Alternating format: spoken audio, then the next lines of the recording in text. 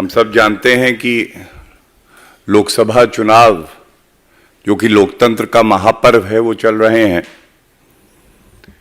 जैसे जैसे एनडीए और भारतीय जनता पार्टी का ग्राफ बढ़ रहा है और ये अब स्पष्ट हो गया है कि भारतीय जनता पार्टी और एनडीए को 400 प्लस सीट मिलेंगी।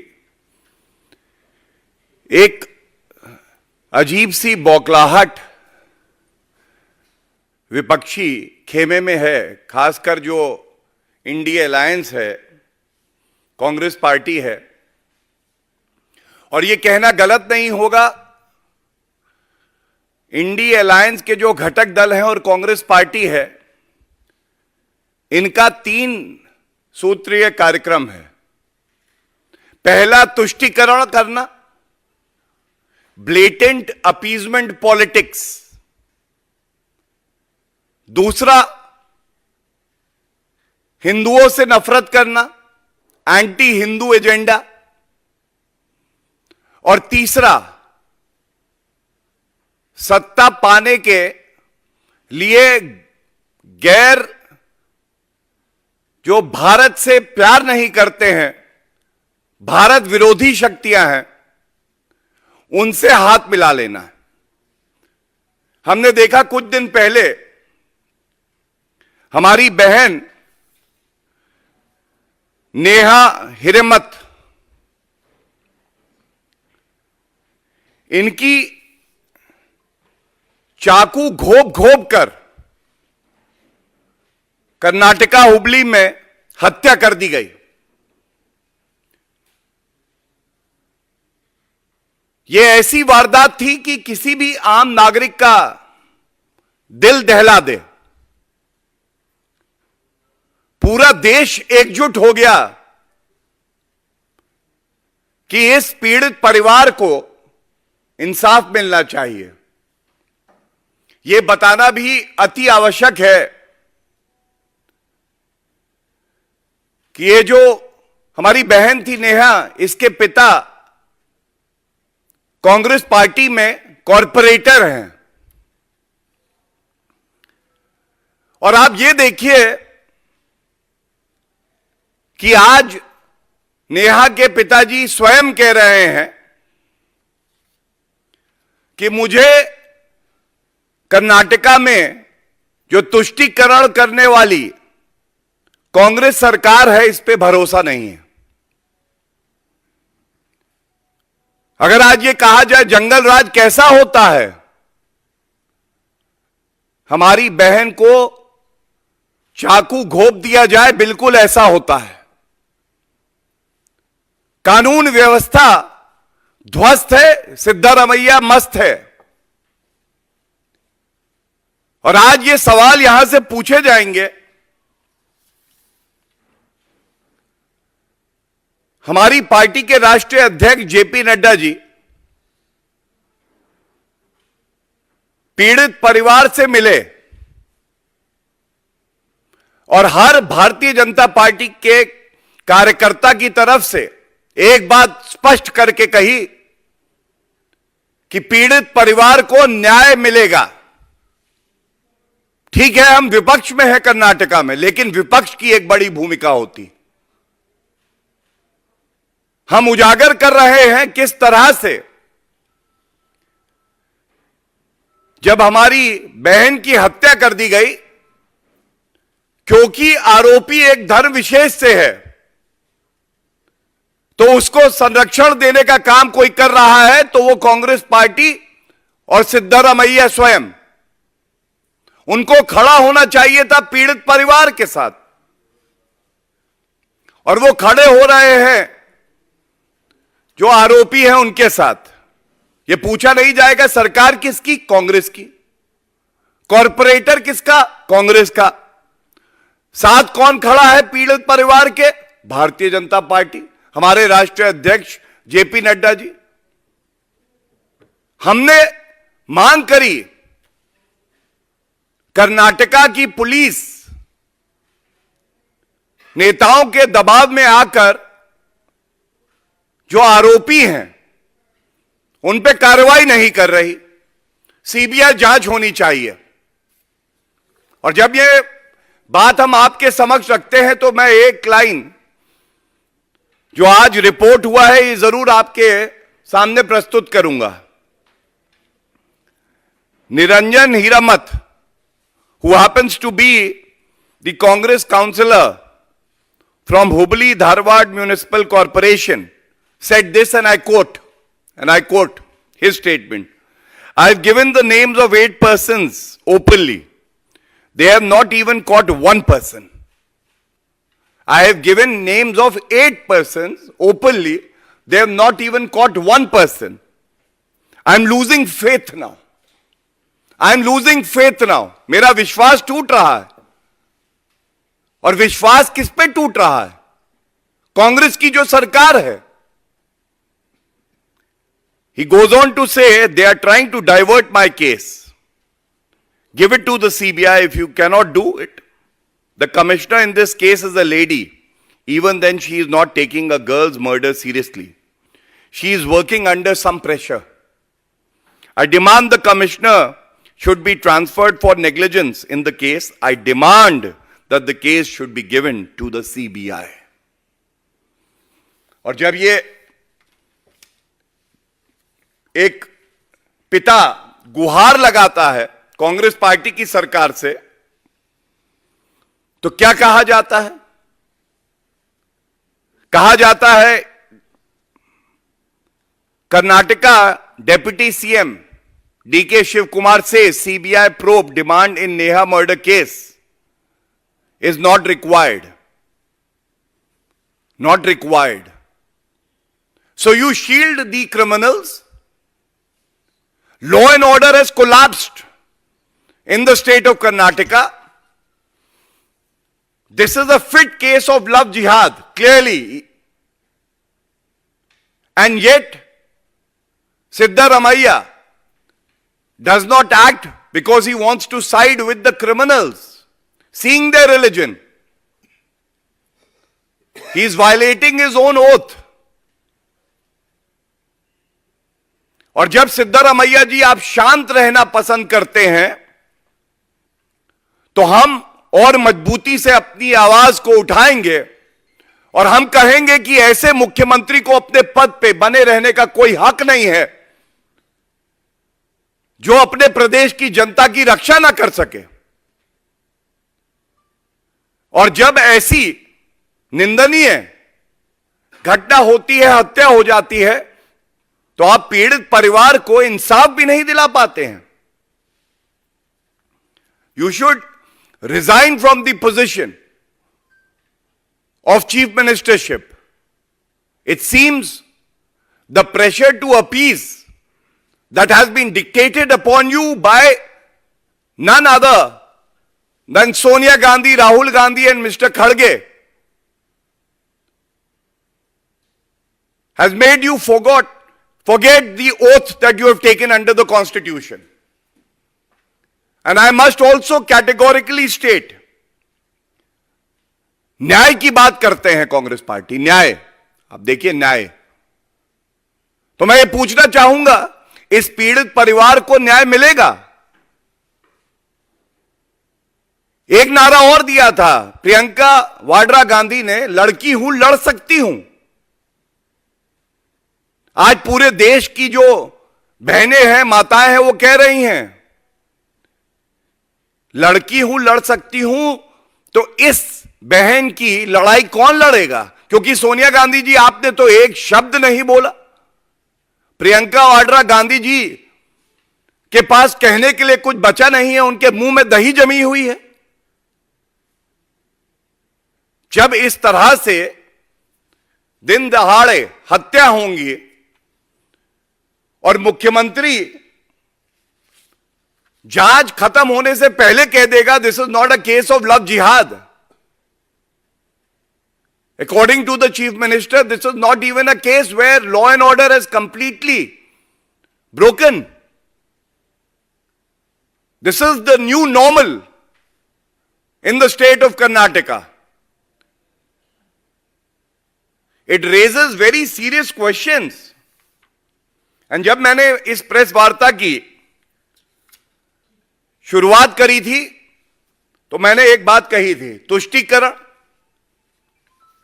मैंने आपके समक्ष उदाहरण रखे हैं। किसी नागरिक की जान चली जाए, उस बहन का दोष केवल इतना था कि उसने एक दूसरे धर्म के व्यक्ति को मना कर दिया कि मैं तुम्हारे साथ कोई भी रिश्ता नहीं रखना चाहती हूं, और उसे मार दिया जाता है।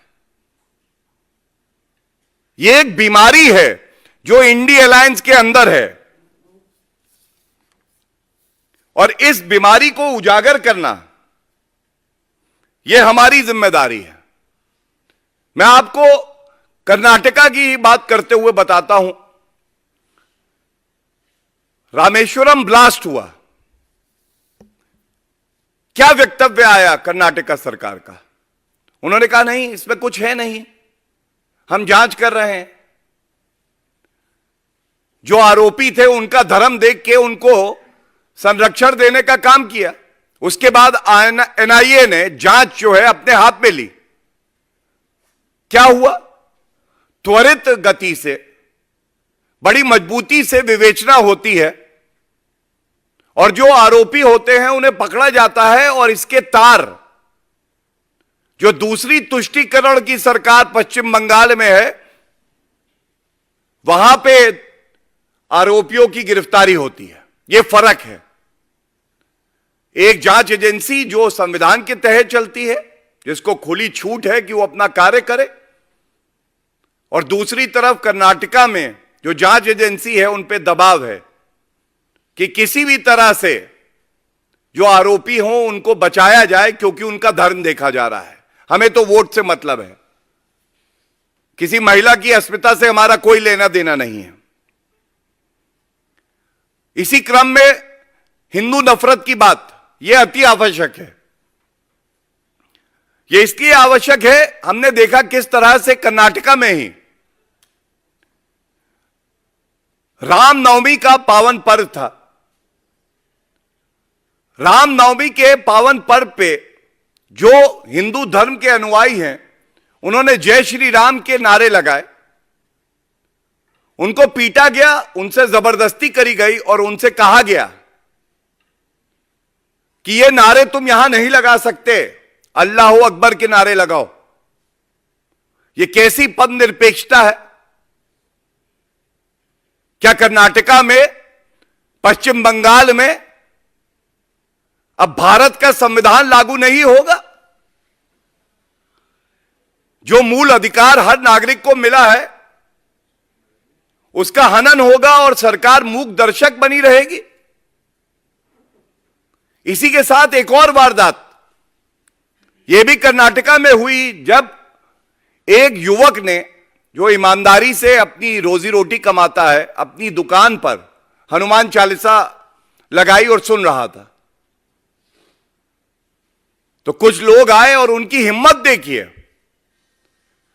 उसकी दुकान के अंदर घुस के उस व्यक्ति को पीटा और कहा कि तुम हनुमान चालीसा का पाठ नहीं कर सकते हो। ये उदाहरण क्या दर्शाते हैं? ये दर्शाते हैं, पहला, कर्नाटका में कानून व्यवस्था खत्म हो चुकी है, जंगल राज हो चुका है। दूसरा, तुष्टीकरण करने के लिए हम संविधान को भी तार तार कर देंगे। हम आरोपी का भी धर्म देखेंगे और पीड़ित परिवार का और पीड़िता का भी धर्म देख के कार्रवाई करेंगे। और तीसरा, हम हिंदू नफरत में अब अंधे हो चुके हैं। हम अपने मैनिफेस्टो में भी तुष्टीकरण करेंगे, चुनाव के प्रचार में भी हम वो बयान देंगे जो संविधान को तार तार करते हैं, और हम यही नहीं रुकेंगे। अगर कोई पीड़ित परिवार है, हमारी पार्टी के राष्ट्रीय अध्यक्ष जी घर जाकर उस पीड़ित परिवार के साथ खड़े रहे और उनको आश्वासन दिया कि आपको न्याय मिलेगा। मैं पूछना चाहता हूं, सोनिया गांधी जी महिला हैं, प्रियंका वाड्रा जी महिला हैं, ये लोग क्यों नहीं मिले अभी तक? राहुल गांधी जी न्याय की बात करते हैं, इस पीड़ित परिवार को न्याय दिलाने के लिए आप क्यों नहीं मिले? सिद्धारमैया स्वयं क्यों नहीं गए? क्या यह सवाल पूछा नहीं जाएगा?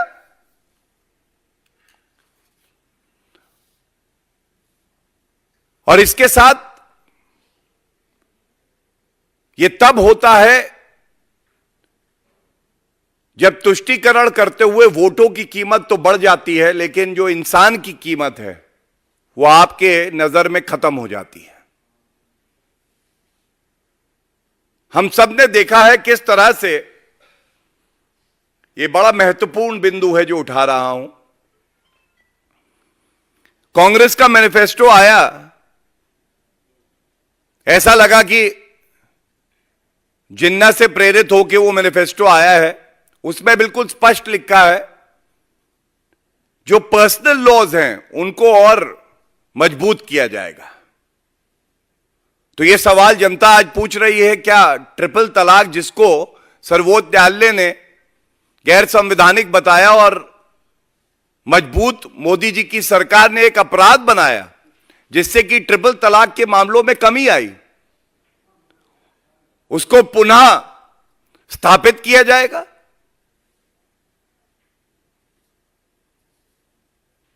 पी चिदम्बरम साहब का अभी बयान आया है, उन्होंने कहा है कि जो कानून आए हैं हम उन कानूनों को वापस लेंगे। जैसे क्या सीएए को वापस लिया जाएगा? इसी तरह से आप टीएमसी का अगर मैनिफेस्टो देखेंगे उसमें भी बिल्कुल स्पष्ट लिखा है हम सीएए को लागू नहीं करेंगे। यह क्यों है? यह तुष्टीकरण की राजनीति की वजह से है।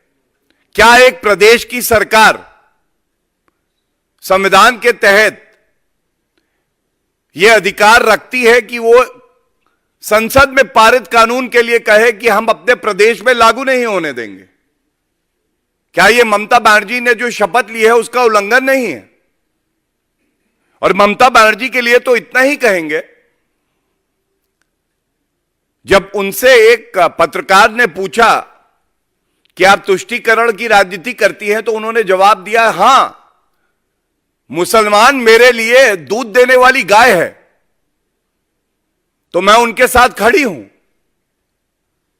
और एक हिंदू अनुयायी जो जय श्री राम का नारा लगाता है, तो गुस्से में ममता बनर्जी अपनी कार से उतर के कहती हैं, तेरी चमड़ी मैं उधेड़ दूंगी।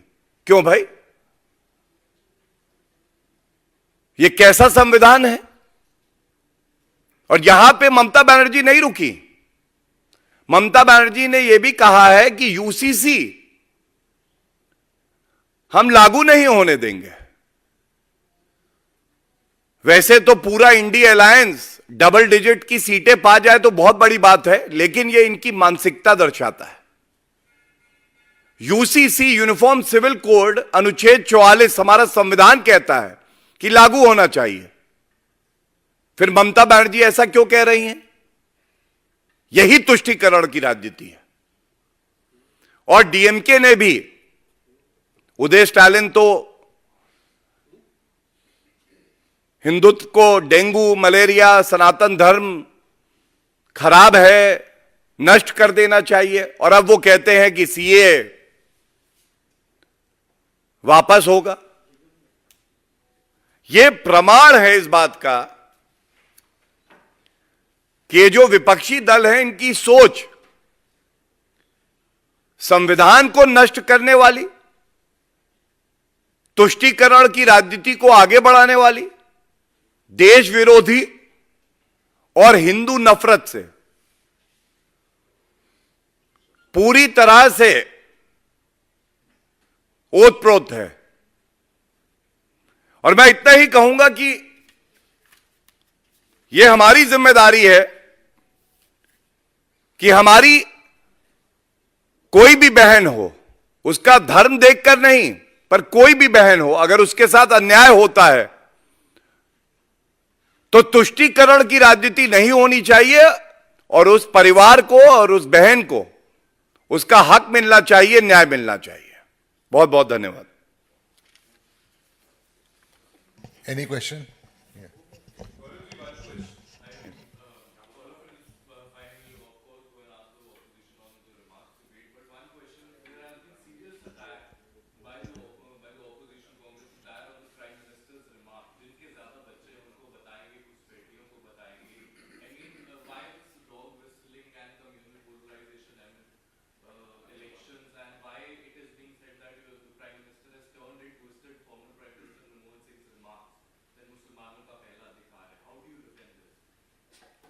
When you call a spade, the India Alliance starts feeling the pain.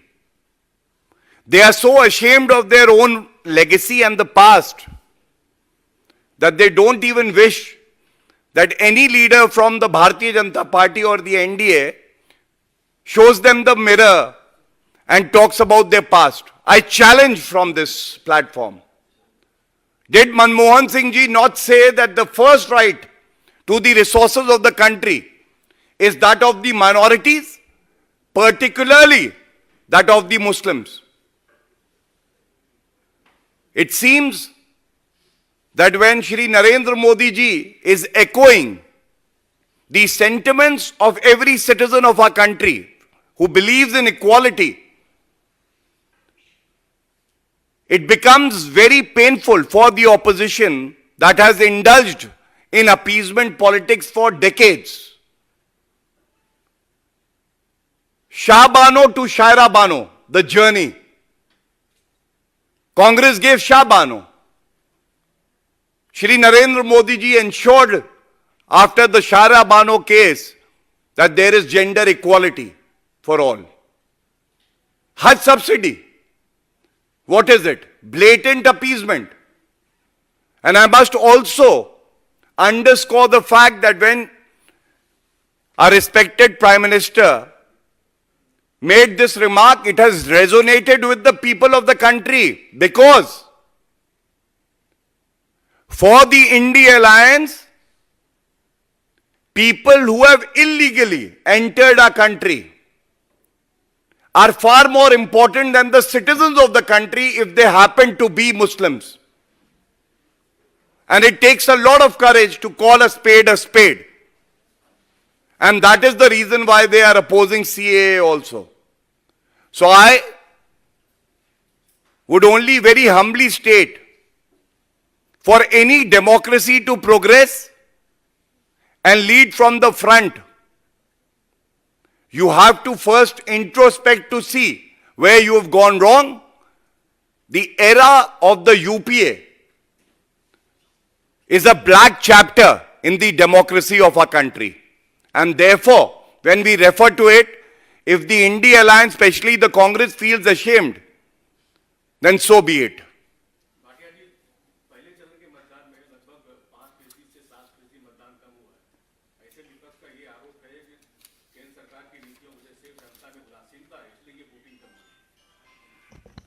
देखिए, ऐसा है, जिस विपक्ष की आप बात कर रहे हैं, पहले चरण में भारतीय जनता पार्टी ने एक मजबूत शुरुआत करी है, और मैं बड़ी जिम्मेदारी से कह सकता हूं कि हम तो 370 प्लस की बात करते हैं भाजपा की।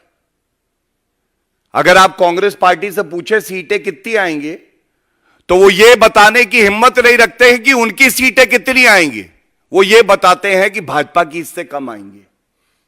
अगर आप समाजवादी पार्टी की बात करते हैं तो ये कहना गलत नहीं होगा, साइकिल गई है टूट, जनता गई है इनसे रूठ, दोनों टायर हैं पंचर, और अपने आप को यूपी का लड़का बताते हैं। यही राहुल गांधी यूपी के नौजवान, जो युवा ऊर्जा है, उसको नशेड़ी बता रहे थे। तो अगर 0 + 0 + 0 7 आएंगे और उनको जोड़ा जाएगा तो बनेगा 0 ही। यही विपक्ष का हाल है।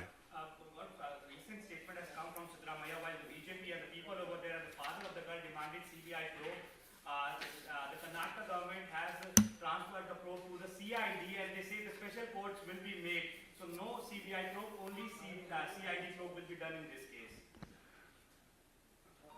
This is what I was emphasizing in the press conference. I'm very grateful to you that you have highlighted the sinister maneuvers of a government that believes in appeasement. What is CID?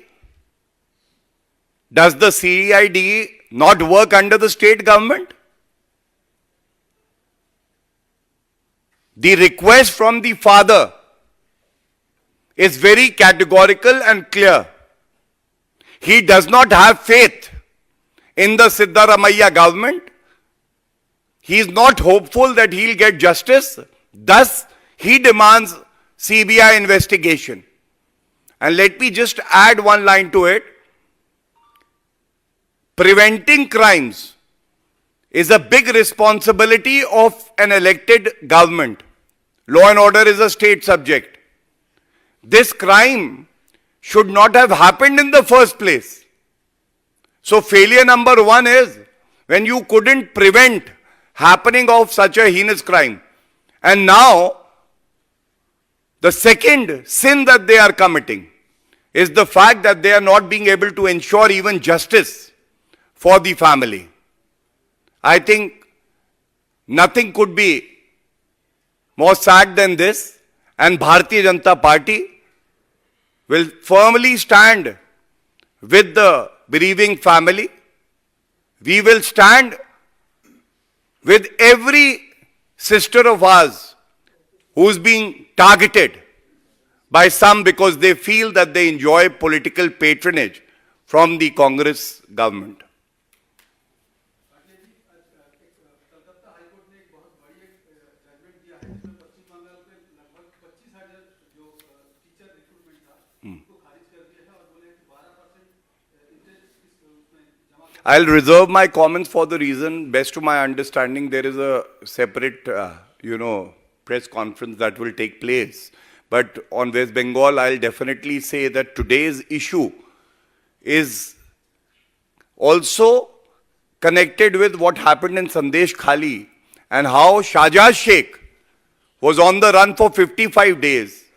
55 दिन उसको ममता बनर्जी ने संरक्षण देके छुपा रखा था क्योंकि उसका धर्म देख के कुछ वोट कमाना चाहती थी, चाहे उसमें संविधान तार-तार हो जाए.